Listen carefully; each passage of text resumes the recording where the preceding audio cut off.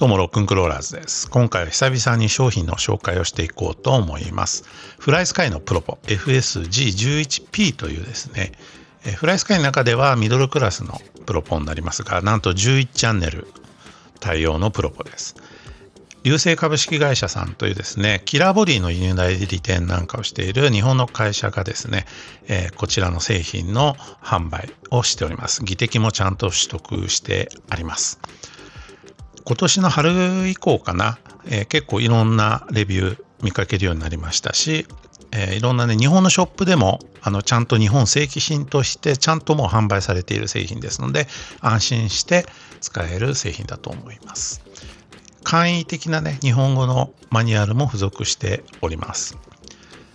バッテリーはですね、これなんと18650がこうやって2本付属しておりました。結構珍しいんじゃないでしょうか。18650っていうとね、いろんなバッテリーの中に入ってるんですけど、こういう裸でなかなかね使うことってないですよね。ベープやってる方とかだったらこのフラットヘッドのね18650はよくご存知かと思いますが、付属品はねこんなケースに入っております。合格証、それから英語と中国語のねちっちゃいマニュアルですね。これはちょっと使えないかな。あとスプリング系ですね。クローラやってる人はねほとんど多分関係ないと思うんですけれども、そのテンションね、スプリングのねスロットルの強さとかをね変更できたりします。でこういうね取っ手レバーっていうのかな、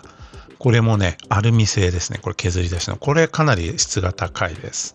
2.5mm のね六角レンチで、ここのねサイドの、ね、パネルを外して付け替えるだけです。これちょっといいですよね。落とした時とかのね保護にもなりますし、持ち運びもねしやすくなりそうですね。早速つけてみました。いい感じです。からグリップもね付属してます。スモールとラージって言って、見た目ねちょっとねあんまり違いが分かんないんですけれども、こっちの方がねでかいやつですね。手の大きさとかによってね若干太くなるって感じですね。握ったグリップのとこはね。なので僕は手がでかいので早速交換しました。後ろにねなんかこうリブみたいなのがついててね、ちょっとね厚みが増してる感じですよね。取り付けは簡単です。こんな感じで悪くないですね。保護フィルムもちゃんとついてました。ただしねこれ結構貼るのがシビアでした。ぴったりなんですよね、画面と。なんでちょっとでもずれるとね反対側にね気泡ができちゃったりとかね、結構難しかったです。フライスカイのロゴ入りの USB ケーブルですね。これはねアップデートするときとかに使います。から受信機、11チャンネルの受信機ですね。この受信機がですね結構ポイントかな。プロトコルがアントプロトコルっていうフライスカイの中では一番上から2番目ぐらい、最近一番力入れてるプロトコルの受信機です。コストパフォーマンスがすごくいいやつですね。ノーブルとかで使われている AF-HDS3 っていうですねハイエンド、受信機はですねの値段するんですけれども、このアントプロトコルの受信機は、日本のね正規品でもね4000円ぐらいで買えます。海外とかだとね、1500円ぐらいで売ってたりもします。で受信機にもちゃんとね技適取ってあるところが本当に素晴らしいところですね。結構ねプロポは取ってあるけど受信機取ってないみたいなケースもちらほらあるので、この辺は素晴らしいと思います。テレメトリーのね受信機なんでやっぱ電波発するので技適が必要ということですね。11ちゃんかなり多いですので、使うことをねフルで使うことないですけれども、LED カスタムなんかするときは結構8ちゃんぐらいまでは使うんじゃないかなと思います。からこのテレメトリー用のねバッテリーの電圧測るケーブルなんかも付属していました。で本体こんな感じです。結構かっこいい感じですよね。レーシーな感じですかね。もともとこのプロポねいろんなジャンルオールジャンル用ではあるんですけれども、どちらかというとそういうバギーとかバッシャーとかね、そういうレースとかでも使えるようなクオリティの製品なので、こういうデザインになってますね。でバッテリーをねちょっと入れていきます。18650をね、2本入れて、これもちろんね他のバッテリーとかでもケーブルね差し替えてね電池ボックスとか入れたりとかすれば変更は可能です。電源を入れてみましょうか。パワーボタンを押すとこんな感じで、液晶が綺麗ですね。非常に見やすい高解像度っていうのか分かんないけど、とにかく見やすいですね。輝度が高くて、これそうタッチボタンではないんです。タッチパネルではないです。ここね、ちょっと僕もね、これボケてたわけじゃなくて、ついついね、表示が出るとね、あそこ押したくなっちゃったんですけれども、違いました。下のね、ジョグダイヤルみたいなところで、これは操作するタイプです。なので、お値段がね、コストパフォーマンスがいいという機種になります。このね、ジョグダイヤルっていうのかな。これがね、若干ちょっと反応がいまいちかなっていうのは正直感じました。で、さっきね、英語のUI だったんですけれども、アップデートするとですね、日本語になんとなります。僕が、この製品入手した時には、英語のバージョンのファームウェアが入ってたんですけれども、割と最近ですね、日本語のアップデート来まして、おそらく今出荷されているものは全部、この日本語の UI になってるんじゃないでしょうか。非常にわかりやすいですよね。特にね、プロポって本当細かい設定よくわからない設定項目とかあるんで、日本語になってると本当にありがたいです。NB4 Noble、同じフライスカイのね、ハイエンドのやつですね。昔のハイエンドですね。と、ちょっと比べてみますけれどもね、フライスカイノーブルの方がちっちゃいのかなと思ったんですよ。確かに全体的なサイズ感は少し小さいんですけれども、あんま変わんないですね、サイズ感。液晶の部分が、ディスプレイの部分がね、ちっちゃいので、ちっちゃく感じるんですけれども、持った感じはですね、NB4 の方が全然重いんですね。で、こっちの 11P の方はですね、とても軽いです。その辺はやはりですね、価格相応というのかな。チープとは言いませんけれども、やっぱりプラスチック系の筐体なので、その辺は軽さっていうものは正直あるかな。重いのがいいっていう人にはちょっとね、いまいちかなというところがあると思います。今ね、このバックライト 100% にしてみたんですけれども、これ NB4 ノーブルもね、100% にしてるんですけど、この差ですよ。もう全然違います。これ炎天下の夏のね、日中とかで遊んでる時に設定変えようかなって時は結構ね、NB4 全然見えないのですけど、これは完璧ですね。充電はなんとですね、ここの USB からできるんですね。バッテリーを取り出してバッテリーを別で充電する必要はないです。当たり前っちゃ当たり前なんですけれども、他のプロポによってはですね、バッテリー外してバッテリー単体で充電しなきゃいけないっていうものもレディオリンクのやつとかだとあるんですよね。なんでこの USB 直差しでね、充電できるのは本当に最高だと思います。で、11チャンネルなんですけれども、11チャンネル割り当てられるですね、ボタンがいっぱいあるんですよ。プッシュボタンやですね、3ポジションスイッチとかね、バリアブルボタンとか、いろいろあるんですね。で、これに割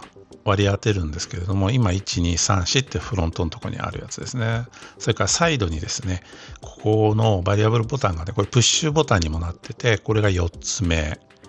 それからここですね。ここに5つ。6つ目か、これ。6つ目で、ここに7個目と。プッシュ式のボタンですね。モーメンタリーだったり、いろんなその辺の設定もできます。それからですね、これがダイヤルバリアブルのスイッチが2つありますね。サイドとそこにね。こういうのはね、例えばウィンチとかの操作するときにすごくいいですよね。それから3ポジションスイッチがここにあります。これはディグとかね、ディグは使わないか。2スピードミッションの切り替えとかにこういう3ポジションスイッチはすごく使えるんじゃないでしょうか。これが4つあります。そして、これもね、プッシュボタンですね。これはね、3ポジションじゃなかったかな。それからトリムボタンがあって、いっぱいあるんですよ、スイッチが。それを、11チャンネルをどう割り当てるかっていうのは、この設定でうまくやればいい感じですね。もちろんステアリングとスロットルで1、2チャンは埋まってるので、残りの9チャンネル分をどう割り当てるかですね。さっきも言いましたけれども、ウインチなんかをね操作するこのダイヤル式のスイッチがついてるプロポっていうのは、ある程度のねクラス以上にならないとついてこないので、クローラーでね、ウインチ使って遊びたいとかね、競技したいって時には結構いいんじゃないでしょうかね。で、これはどんなプロポでもほとんどそうなんですけれども、片手操作はやっぱりちょっと指が届かないかな。こういう専用のね、または汎用の延長のね、アダプターみたいのつけないと、ちょっと片手では操作できない。僕はね、撮影しながら片手操作をするんで、必須なんですよね、ああいうアダプターが。これでもね、やれないことはないんです。けどね、やっぱり必要かなと思います。各種ですね、設定項目は本当にいろいろあります。リバースとかね、サブトリムとかスロットルカーブとか、とにかくね、基本的なところは全部押さえてます。もう絶対使わないような機能もあります、クローラーの場合はね。その辺はですね、設定これ結構直感的にできるんで、いろいろね、いじっていくうちに理解していくんじゃないでしょうか。もちろんね、さっきのボタン、いろんなボタンにですね、その受信機のチャンネルだけじゃなくて、各種機能を呼び出すっていう設定も割り当てられるので、その辺結構いいですよね。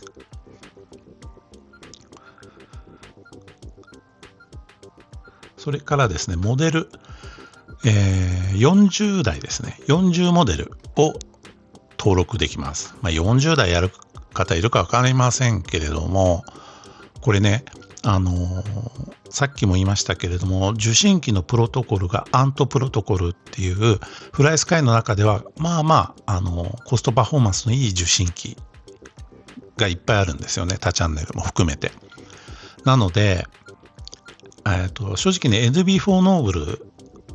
AFHDS3 でね40台とかやると結構受信機代バカにならないんですけれども、アントプロトコルなんで結構いいんじゃないでしょうか。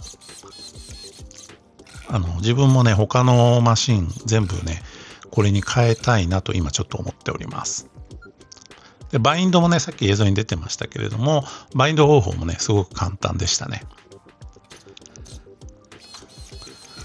操作感はねさすがにこれは本当普通ですよ。僕レースでどの子のタイムを競うとかそういうちょっとね使い方はできないので、普通操作感は普通としか言えません。このステアリングのキレがスピード感がとかね、そういうのは特にないですけれども、持っていてですね、かっこいいしサイズ感もいいし、これ本当にまとめていいなと。全てのね、全てとは言わないけれども、いろんなラジコン、今RTR で付属してきた、プロポを全部ねこれに置き換えてこれ1台でっていうのは結構最適かなと思いました。他にもねダンボ RC のプロポとかレディオリンクのプロポとかもそういうのもいいなと思ったことあるんですけれども、それやっぱりフライスカイってねプロポがよくできてるんですよ。その操作性も含めて。レディオリンクはやっぱり若干弱いとこあるんですよね、なんとなく。それ考えるとフライスカイ信用度の高いですね、このフライスカイのこのプロポで、全部まとめるっていうのはですね、僕的には本当にありありですね。非常にねこれはおすすめできます。しかも日本正規品で、ちゃんと販売していてですね、他の日本のメーカーのこのクラスのプロポより全然安いということで、皆さんいかがでしょうか。プロポのね選択肢の一つとしてちょっと候補に入れてみてはいかがでしょうかということでした。それではまた。